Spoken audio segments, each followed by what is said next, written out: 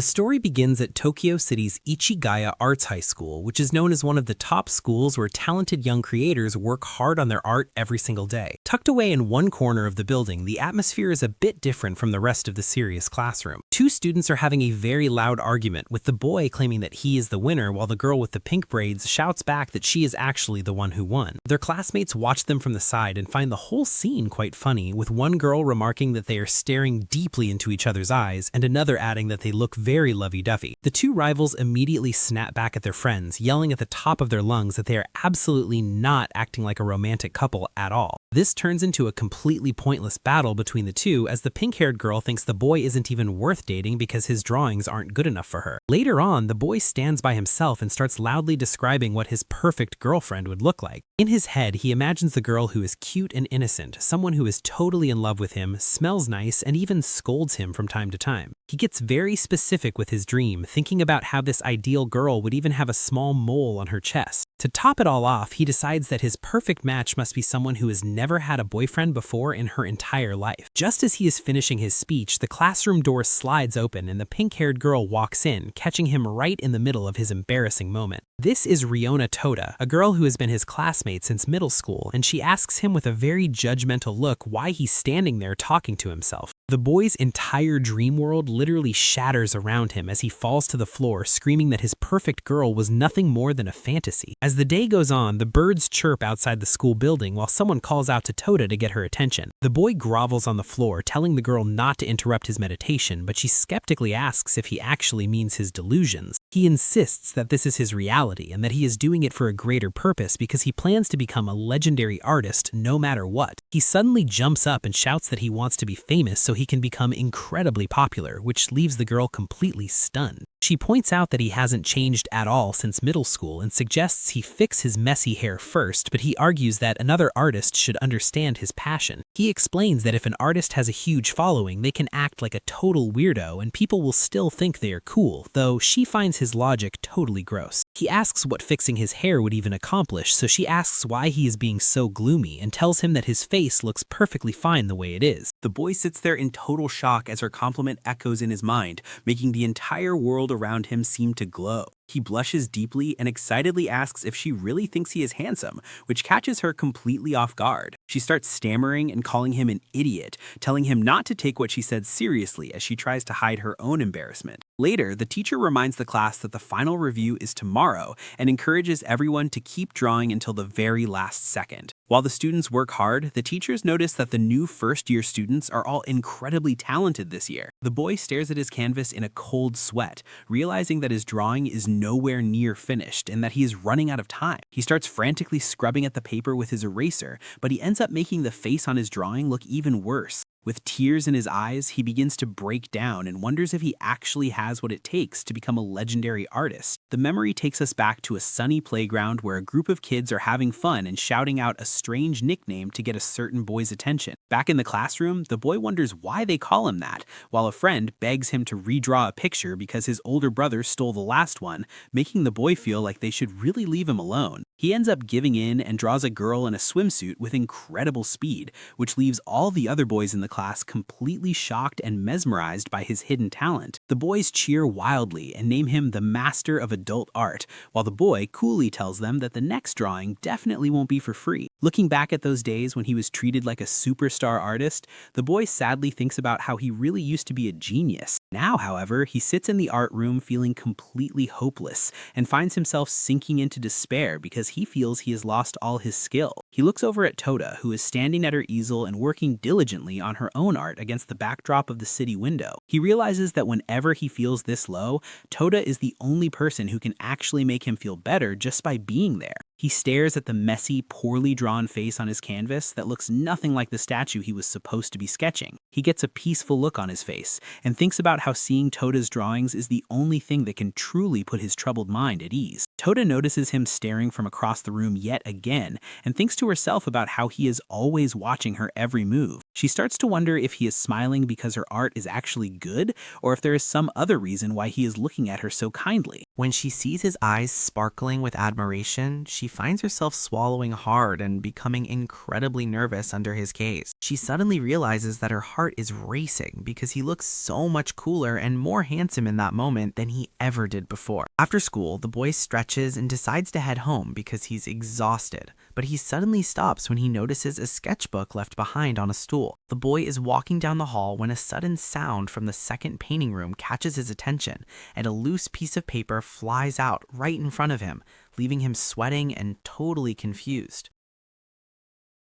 He looks down at the floor and is stunned to see a very well-drawn sketch of his own face staring back at him from the paper. He picks up the sketchbook and wonders when she could have possibly drawn this, noting with a bit of embarrassment that she even included his messy bedhead in the drawing. As he looks further, he finds a whole bunch of drawings showing him in all sorts of situations, like petting a cat or just hanging out with his headphones on. His face turns completely red and he becomes totally speechless as the weight of what he just found starts to hit him. He looks closer at the art and realizes that these drawings are on a completely different level than usual, making him wonder if that handsome guy on the page is really him. He starts to sweat and panic, wondering if this means Toda is actually deeply in love with him, just as he hears someone running toward the room in a hurry. Suddenly, Toda bursts through the door looking completely out of breath, while the boy freezes in place and tries to look like he wasn't just snooping. She looks around the room with a panicked expression until she spots her sketchbook sitting right there, which seems to give her a huge shock. She quickly grabs the notebook and hugs it tight to her chest before turning around and scurrying away as fast as her legs can carry her. As she leaves, the boy stands there in a complete daze, unable to take his eyes off her as she disappears down the hall. He is left standing there with a blank stare, wondering what is going on as he hears a loud thumping sound in his ears. He clutches his chest and asks himself why his heart is pounding so hard and if these feelings are actually about her. He watches her walk away and tries to convince himself that there is no possible way he is getting flustered over a girl like Toda. He ends up looking totally overwhelmed and stressed out, holding his head in his hands as his brain struggles to handle all the confusion. The boy imagines a version of Toda who is cute and pure,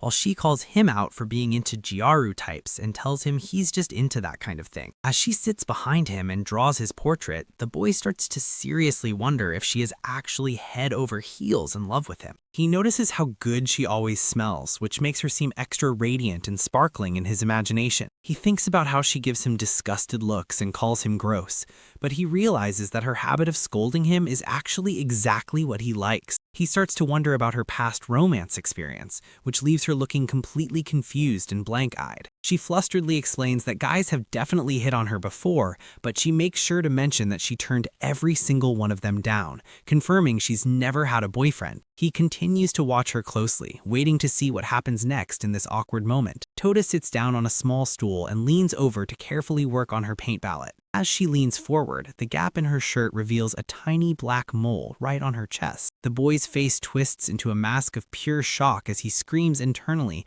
that she has the exact mole he was dreaming about. He starts to see her as a perfect, glowing goddess who fits every single detail of his ideal fantasy girl. He tries to snap himself out of it, sitting alone and telling himself that there's no way this is real and it must just be his imagination. He stares even harder at the spot, trying to convince himself that if he looks at it from a certain angle, it might actually just be on her neck. He tries to stay calm and tells himself that it is definitely just a spot on her neck while he tries to call out to himself to get a grip. Toda finally looks up from her work and suspiciously asks him what exactly he is looking at so intensely. The boy jumps in surprise and tries to deny that he was looking at her, but Toda just sighs and calls him an idiot, telling him to stop pretending otherwise. Toda points out that he is always staring at her and asks him why that is, which makes the boy's heart start pounding like crazy out of pure nervousness. The two of them sit in awkward silence as the boy struggles to find the right words, eventually stuttering that he has a specific reason for his behavior. He hides his blushing face behind his hands and begs her not to make him say the truth out loud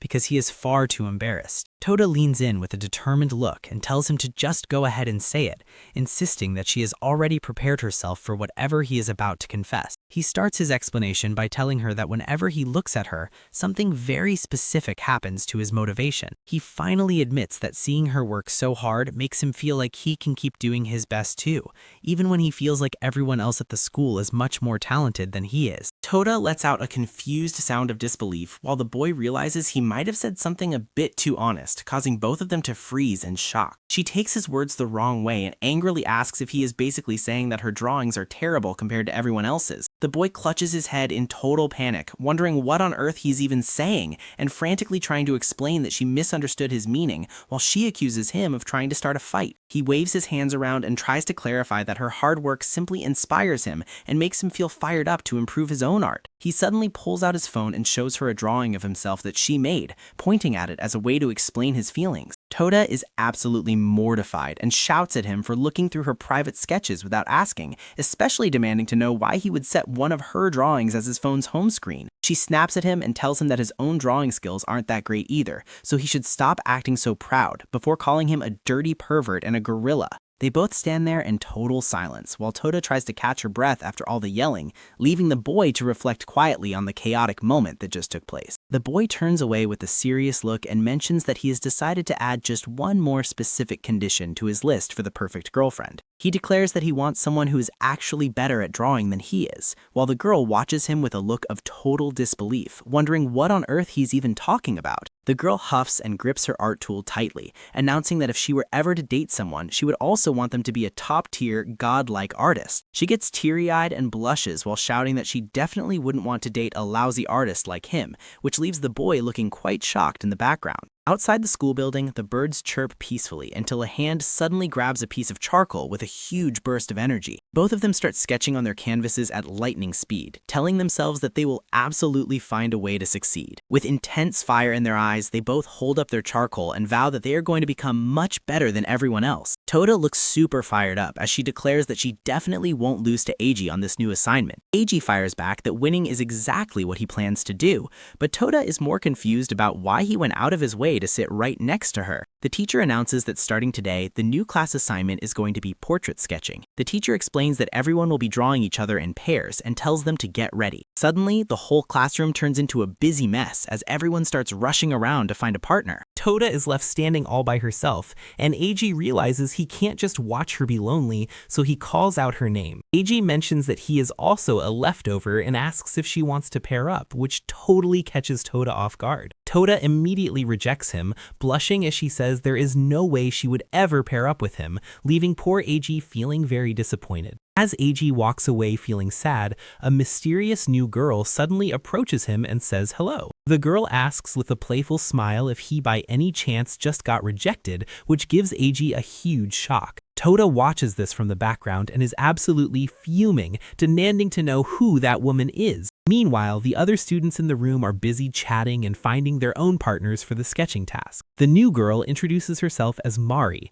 and gives Eiji a very sweet look as she tells him it's nice to meet him. Eiji is totally flustered and nervously asks her to go easy on him while Toda watches from a distance. Toda is beyond angry and grits her teeth, wondering why this new girl is already calling him by his first name. Eiji thinks about how he spent 3 whole years of middle school together with Toda, and he compares that long history to the transfer student who just appeared out of nowhere. He can't help but notice that Mari has an incredible figure, just like a model, and he feels like she is way too close, sexy and fashionable. He observes how she somehow manages to seem both motherly and innocent at the very same time while she sits there. He even starts imagining a future where he and Mari are getting married while Toda watches from the side, crying and biting her handkerchief because she realizes she doesn't stand a chance.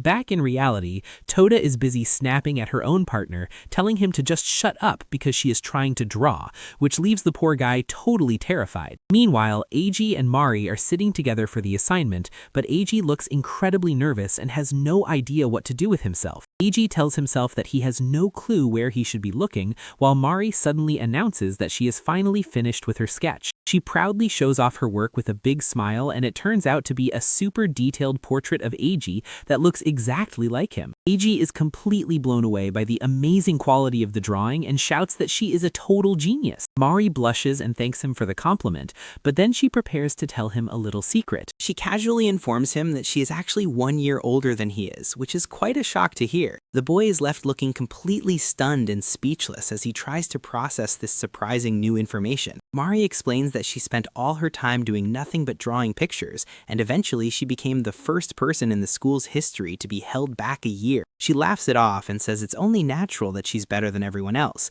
leaving Eiji to simply say that he sees how it is. Eiji adjusts his tie and thinks to himself that she really is an older sister type, while Toda watches them from a distance and lets out an angry growl. Toda's partner asks if she's actually drawing him, but she just yells at him to shut up because she is busy working. He points out that she is biting down on her handkerchief in a fit of rage and asks her why she is even doing that. She suddenly shoves her sketchbook forward and tells him to look at the finished product. It turns out to be a terrifying and distorted caricature of a person with drool coming out of their mouth, causing her partner to scream at the top of his lungs in pure horror. On the other side of the room, Mari turns to Eiji with a sweet smile and asks if he was able to draw a good portrait of her. Eiji looks completely panicked and admits that he hasn't made much progress at all. He explains that he's a very slow painter and has only managed to finish the eyebrows, which makes Mari wonder how he spent 20 whole minutes on just that one part. She then suggests that he should come over to her art studio later that day. Mari gives him a sparkling wink and a peace sign, telling him that they can continue their work after school and that they should definitely draw together. Eiji's heart starts thumping loudly in his chest, and he can barely get his words out as he blushes and tells her that sounds like a good idea.